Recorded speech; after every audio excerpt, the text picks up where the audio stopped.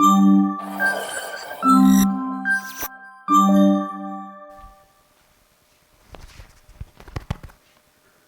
afternoon, everyone. I am Nitesh from Leumas. So we are a Bangalore-based company that is building the next generation of highly modular and agile software-driven factories for pharma and wellness industries. So just want to step back and set context of why do we need to reinvent manufacturing for pharma and wellness. Short answer, manufacturing hasn't caught up, or the evolution of manufacturing hasn't caught up with the evolution in therapies. Right? So, and all of us industry participants would have seen this, how the evolution of medicine has been happening rapidly from all of these mass produced and mass formulated drugs that were supposed to cure very prevalent conditions in a majority of the population. But now we are moving to targeted drugs and therapies that are not targeted at the entire population, but rather smaller subgroups of the population, uh, or even individuals for that matter, cell therapies and other modalities. And so I'm going to take some examples of some of these. So targeted wellness is already a mainstream phenomena today. So as consumers, you would have witnessed so many brands are coming up that are solving for very niche use cases for population subgroups. So there is hormonal health for women, there is cognitive health for the elderly, there is dermatological health for an adult male, there is nutrition or targeted nutrition for pediatric age group, there is gut health, and all of these brands are the brands that we already work with. And what is really enabling this targeted wellness? So one thing is essentially, the testing or the diagnosis or the information insights are now readily available to folks, right? And we already have among participants today Bugspeaks, which does gut microbiome test. So they are the ones championing access to that. Ultrahuman is another, case study where you are getting metabolic health insights, right? So you already have the diagnostic or the testing part sorted, and naturally the next evolution is to work out the therapeutics, right? Another thing, by the way, enabling targeted wellness is the distribution, so the digital or the e-commerce, because I can hyper target a marketing campaign to your demographics and the use cases that you're looking for, right? On the curative side, not on the preventive side, we also have specialty pharma that is coming up a big way. So specialty pharma is essentially coming up because the main driver here is your chronic diseases or lifestyle diseases, and naturally the patient outcomes are better with specialized formulations, and the adverse reactions are also fewer. And so naturally it makes sense to go for specialty drugs or complex generics. So it's no longer the era of mass produced generic drugs. We are moving specialty now. Likewise, there are more advanced modalities like cell therapies, and in cell therapies also, in fact, India just had her first approved cell therapy about 3-4 months ago. So we are so very early and at infancy, but it's really picking up. So if you look at the number of FDA approved cell therapies across the world, it's an exponential graph. And then there is compounding pharmacy, which is like an age old, in herbal or Unani medicine you would have seen. Again gaining momentum, particularly in the context of chemotherapy kind of modalities, because it still needs to be compounded, the IV bags that are administered to the patients. And so in all of these modern therapeutics, essentially one common bottleneck is manufacturing, right? So targeted wellness and specialty pharma basically means you're multiplying the number of products, right? That is putting a stress onto your conventional manufacturing plants, because manufacturing plants are running on the assumption that there is product homogeneity, right? So it's low volume, or rather high volume, low mix kind of a manufacturing scenario, right?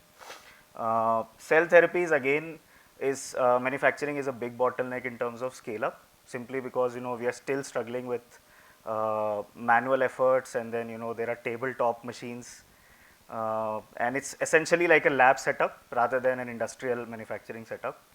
And likewise for compounding pharmacy, it's still manually done, and therefore the costs are high and the scalability is low. So clearly manufacturing is a big bottleneck, and at the heart of manufacturing is the factory. And the factory essentially, that the factories we have today are large, they are inflexible, they are rigid, uh, and so they cannot handle demand variability, right? They need a fixed prediction or forecasting of what production to be done months ahead. But with specialty pharma kind of chemicals, and we had seen this with Ozempic, right? There was an underestimation of demand for that obesity drug that came up. So with specialty pharma, you are never going to have proper prediction of demand. So there will always be demand variability. Add to that complexities of wars happening, sanctions happening, and that is essentially putting in a lot of pressure. Uh, Conventional factories also cannot handle, by the way, high product mix. So we spoke about this, meaning it's essentially the economic concept there is economies of scale, which means we will manufacture one thing but in very high volumes to reduce the cost. But bear in mind the economies of scale has an underlying assumption of product homogeneity. But as we are entering specialty pharma, it is product heterogeneity, right? And so we also need economies of scope, right? And there is a lot of agility that is required on the manufacturing front. And naturally, if you have so many products to be manufactured in a single site or a plant, there is a lot of batch changeovers and product changeovers, and it's a nightmare, right? Conventional pharma manufacturing is still batch process driven and individual driven, and so a lot of product changeovers, batch changeovers is going to create a problem. Um, so what essentially is the solution? So the solution essentially is to come up with a more agile factory system.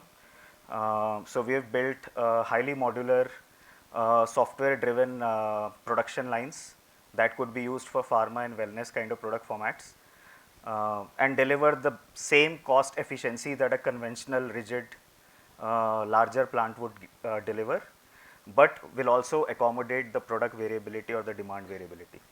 So I'm going to just walk you guys through the video of demonstration of how an agile factory looks like. So it's essentially a very compact, fully autonomous robotic system. Manufacturing operations are completely cloud driven, fully closed loop robotic manufacturing happening inside. Completely software driven from first principles. So you can change any or create any manufacturing workflow, right? So no headache of product changeovers. Any manufacturing workflow you create in the cloud, your downstream robots are going to manufacture it for you. All the process operations, right from raw material dispensing to processing to final format conversion, even primary packaging, will happen autonomously inside this closed boundary, completely unmanned. Right? In pharma, human is actually a problem because of contamination and other such issues. And we employ or follow the FDA approved continuous manufacturing method using robotics rather than batch manufacturing that happens conventionally, which means you have the flexibility of production volumes, right? So no worries of demand variability on the demand side.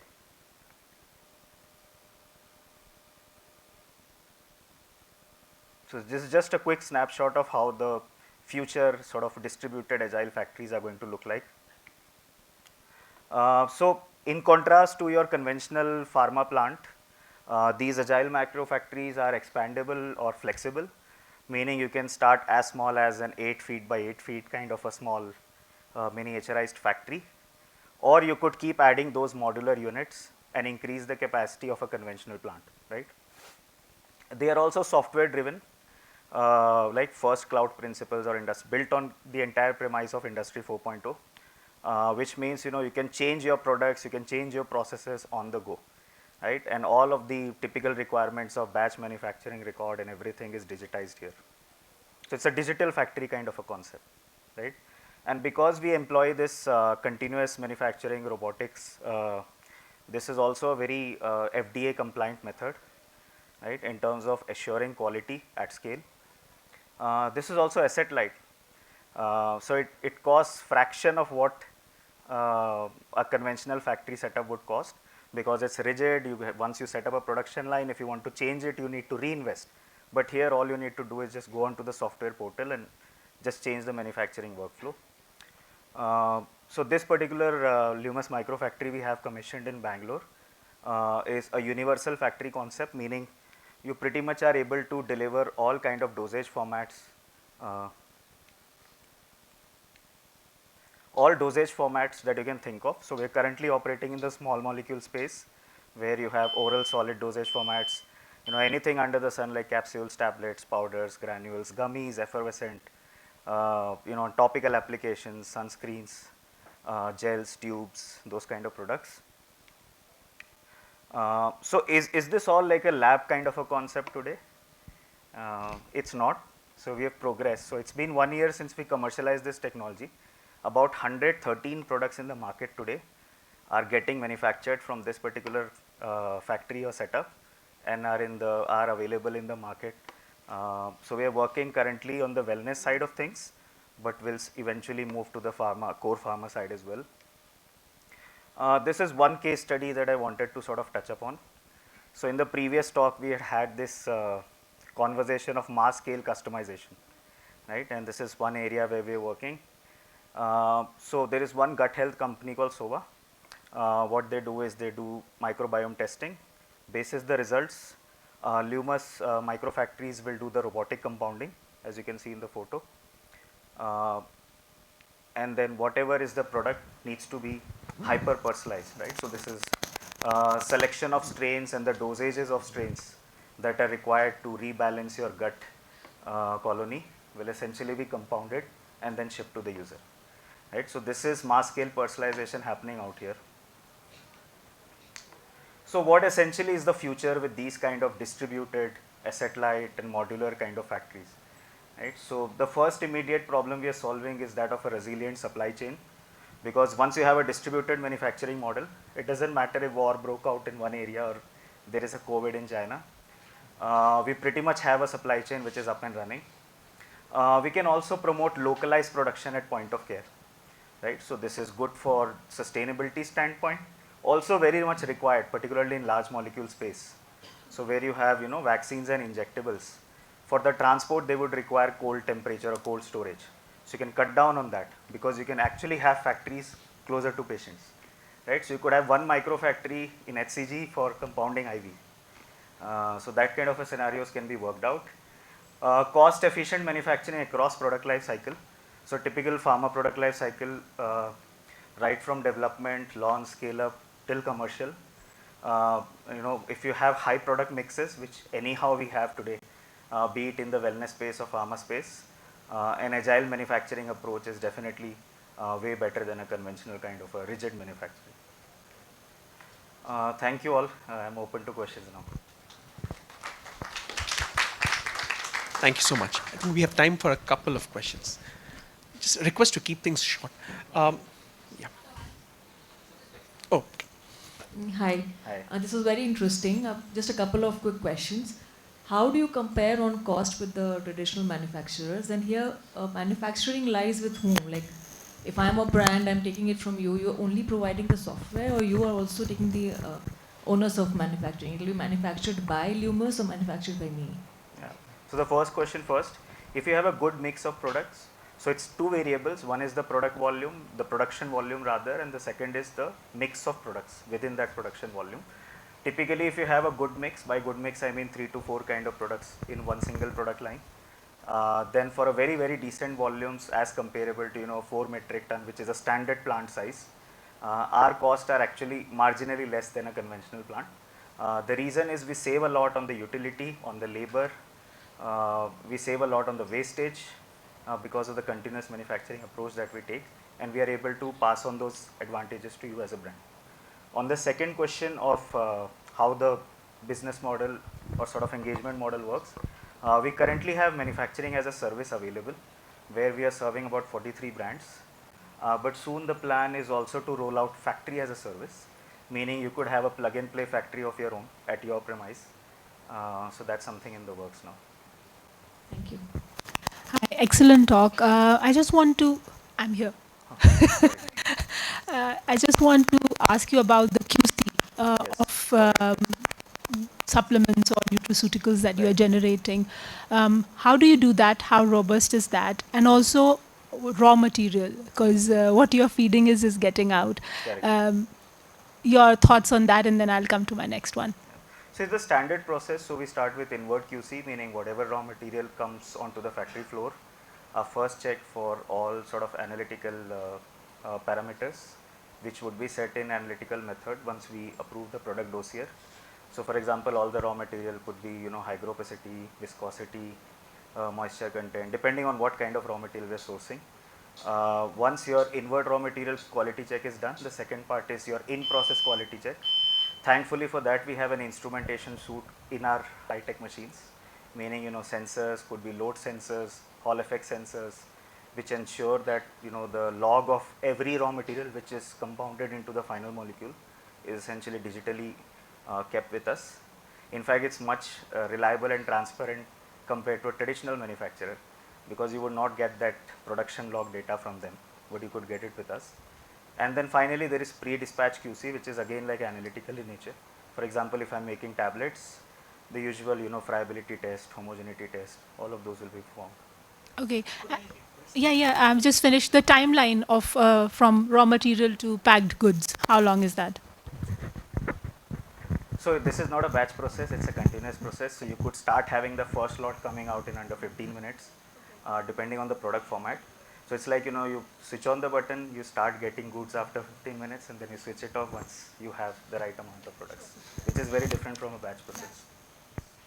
Fascinating. Thank you so much for Thank you, this sir. excellent talk. With this, we'll end the session.